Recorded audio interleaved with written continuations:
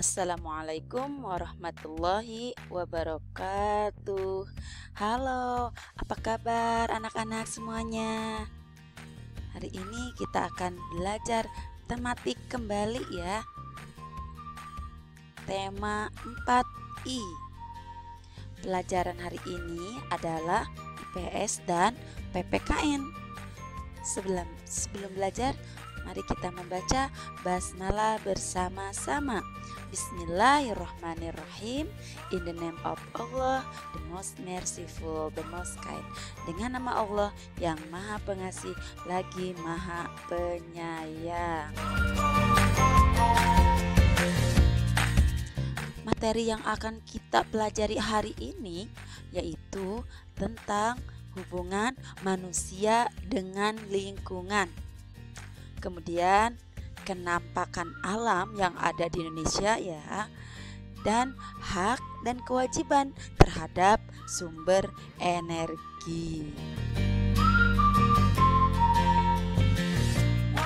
Hubungan manusia dengan lingkungan. Manusia hidup di dalam lingkungan, sehingga sepanjang hidupnya manusia senantiasa berinteraksi dengan lingkungan. Manusia membutuhkan unsur-unsur dalam lingkungan untuk hidup secara oksigen. Manusia juga mengolah lingkungan untuk mengambil sumber daya alam yang dibutuhkan. Sebaiknya, keadaan lingkungan sangat dipengaruhi oleh manusia. Lingkungan dapat menjadi asri, bersih, dan sehat, atau lingkungan dapat menjadi kotor, rusak, dan tidak sehat. Semua tergantung manusia. Nah, jadi hubungan manusia itu begitu erat dengan lingkungan. Lingkungan menyediakan sumber daya alam yang dapat digunakan manusia untuk memenuhi kebutuhan hidupnya. Lingkungan memiliki daya dukung terhadap kehidupan manusia. Oleh karena itu, manusia sangat tergantung pada lingkungan. Untuk mendapatkan daya dukung lingkungan yang baik, manusia harus menjaga kelestarian lingkungan. Sumber daya alam yang terkandung dalam lingkungan harus dijaga sehingga dapat terus bermanfaat bagi manusia. Terus, kegiatan yang dapat melestarikan lingkungan. Melestarikan lingkungan ini dalam kehidupan sehari-hari ya bisa dilakukan dengan kegiatan sederhana seperti membuang sampah di tempat sampah, menanam dan memelihara tanaman di lingkungan sekitar rumah, menggunakan air dengan hemat, mendaur ulang sampah organik, menghemat listrik dan bahan bakar, dan mengurangi sampah dengan memanfaatkan kembali barang bekas. Nah, kegiatan-kegiatan tersebut dapat kalian lakukan dalam kehidupan sehari-hari. Dengan melakukan kegiatan itu, kalian turut berperan dalam melestarikan lingkungan serta turut menjaga daya dukung lingkungan terhadap kehidupan.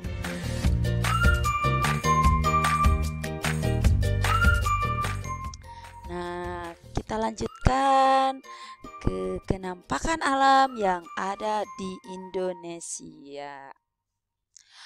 Yang pertama adalah dataran rendah. Nah, dataran rendah ini merupakan wilayah daratan ya merupakan wilayah daratan yang datar dan memiliki ketinggian antara 0 sampai 500 meter di atas permukaan laut. Dataran rendah cocok untuk areal pertanian, perkebunan, peternakan, perumahan, industri, dan perkantoran.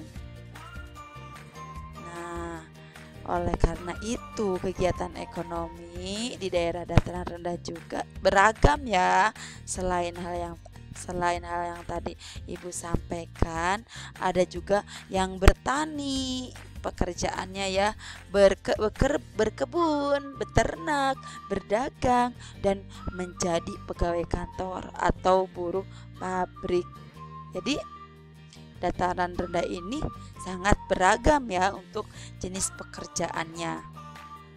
Jadi dataran rendah ini sangat cocok untuk perumahan, perkantoran, dan industri.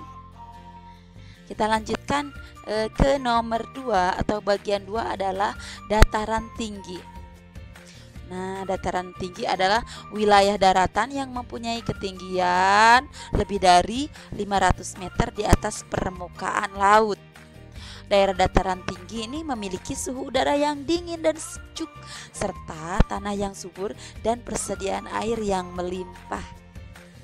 Oleh karena itu, daerah dataran tinggi sangat cocok dimanfaatkan untuk menanam buah-buahan dan sayur-sayuran.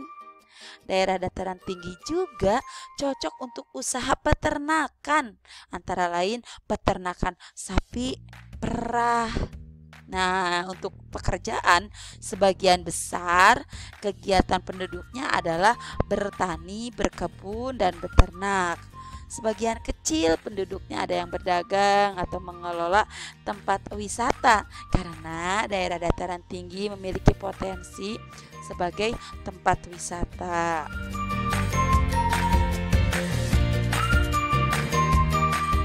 Kemudian yang ketiga adalah sungai dan danau. Sungai adalah aliran air yang besar di daratan. Hulu sungai terdapat di dataran tinggi atau gunung dan bermuara di laut atau danau. Sedangkan danau adalah genangan air yang sangat luas dan dikelilingi oleh daratan. Sungai dan danau memiliki potensi sumber daya alam berupa perikanan, air tawar, dan sumber daya untuk pengairan lahan pertanian. Jadi penduduk di sekitar sungai dan danau, kegiatannya banyak yang melakukan pemeliharaan ikan air tawar di sungai dan di danau. Peternak ikan air tawar menggunakan karamba ya untuk memelihara ikan di sungai dan danau. Sungai juga dapat dimanfaatkan sebagai sarana transportasi. Kemudian di beberapa daerah sungai juga menjadi tempat untuk berdagang. Ya, di sungai-sungai itu ada juga yang berdagang. Seperti sungai-sungai besar di Kalimantan, penduduk berdagang menggunakan perahu yang dikenal dengan pasar apung. Seru juga ya berbelanja di aliran-aliran sungai. Kemudian kita lanjutkan ke nomor 4, yaitu pantai dan laut. Pantai adalah daerah perbatasan antara daratan dengan lautan. Laut memiliki sumber daya perikanan yang sangat besar. Sebagian besar penduduk di daerah pantai memanfaatkan sumber daya alam tersebut dengan bekerja sebagai nelayan. Ya, selain nelayan, beberapa penduduk juga bekerja sebagai peternak ikan asin dan pedagang. Jadi, untuk daerah pantai itu memiliki pemandangan indah dan dimanfaatkan penduduk sebagai tempat wisata. Pariwisata merupakan kegiatan ekonomi yang penting di daerah pantai karena dapat menaikkan kesejahteraan penduduk. Nah, kemudian kita lanjutkan ke bagian hak dan kewajiban kita terhadap sumber energi. Kita bahas kewajiban dulu ya, karena sebelum mendapatkan hak kita harus melakukan kewajiban. Nah, ini dia kewajibannya, kewajiban kita terhadap sumber energi, yaitu menghemat penggunaan energi ya, baik energi listrik dan energi dari bahan bakar fosil. Kemudian menggunakan peralatan atau teknologi yang hemat energi ya, misalkan seperti lampu LED. Kemudian menjaga kelestarian alam agar sumber energi dapat terlindungi keberadaannya. Misalnya menjaga kelestarian daerah resapan di daerah sekitar waduk ya. Jadi menjaga kelestarian daerah resapan air ya yang di sekitar waduk pembangkit listrik sehingga jumlah air tidak berkurang dan dapat memproduksi listrik. Kemudian mengajak orang lain untuk menghemat energi. Ya seperti mengajak menghemat energi ini dapat dilakukan secara langsung atau melalui poster atau kampanye. Kemudian mencari dan mengembangkan energi alternatif. Energi alternatif ini dapat menggantikan sumber energi yang tidak dapat diperbaharui sehingga ketersediaan energi dapat terjaga. Kemudian untuk haknya ya. Nah, untuk hak, jika kita telah memenuhi semua kewajiban dengan baik, maka kita dapat menerima hak. Hak kita ini terhadap sumber energi adalah dapat memanfaatkan energi tersebut untuk memenuhi kebutuhan sehari-hari. Jadi setiap orang ini berhak mendapatkan pasokan energi listrik untuk kehidupan sehari-hari. Misalnya penerangan di malam hari. Kemudian setiap orang juga berhak memanfaatkan bahan bakar fosil untuk menyalakan kendaraan atau untuk memasak.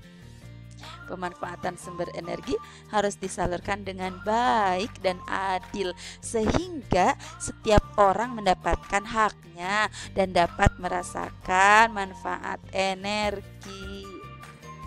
Nah, untuk pembelajaran hari ini sampai di sini terlebih dahulu ya. Nanti kita lanjutkan di pertemuan selanjutnya. Mari kita tutup pembelajaran hari ini dengan membaca hamdalah bersama-sama. Alhamdulillahirabbil alamin. Praise be Allah, the Lord of the world. Segala puji bagi Allah, Tuhan semesta alam. Wassalamualaikum warahmatullahi wabarakatuh.